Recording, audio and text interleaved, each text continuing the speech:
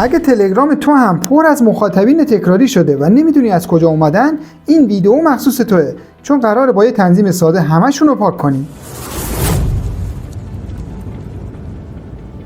تلگرام معمولا مخاطبین گوشی رو سینک میکنه یا به عبارتی همگام سازی میکنه. یعنی وقتی شما حتی شماره ای رو از توی دفترچه تلفن گوشیتون پاک کنین، ممکنه توی تلگرام بمونه.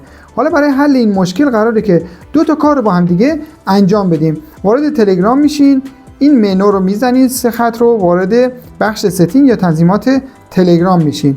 بعد از اون وارد بخش پریویسی اند سکیوریتی، بخش امنیت تلگرام میشین. حالا یکم بیا پایینتر، بخش مخاطبین یا کانتکتس رو پیدا کن.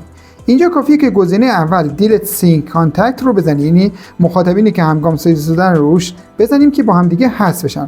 از شما یه تایید میخواد تلگرام که وقتی شما تایید کنید تمام مخاطبینی که همگام سازی شدن از توی دفترچه تلفنتون، از توی حساب تلگرامتون حذف میشن. من دیلیت رو میزنم، چند لحظه‌ای وای میستم. بعد اینکه این کار رو انجام بدین، نکته نهایی و آخری که باید انجام بدین اینه که گزینه سینک کانتکت رو بیاین خاموش کنین تا دیگه از این به بعد با مخاطبین گوشیتون سینک نشه و مخاطبین رو داخل تلگرام نیاره. به همین راحتی شما اومدین لیست مخاطبین رو پاک و مرتب کردین. این گزینه رو هم میتونین خاموش کنین. امیدوارم که این ویدیو براتون مفید باشه. اگه دوست داشتینش حتما لایک کنین و توی کامنت ها حتما برام بنویس که ویدیوی بعدی درباره چه موضوعی از تلگرام برات ویدیو بسازم.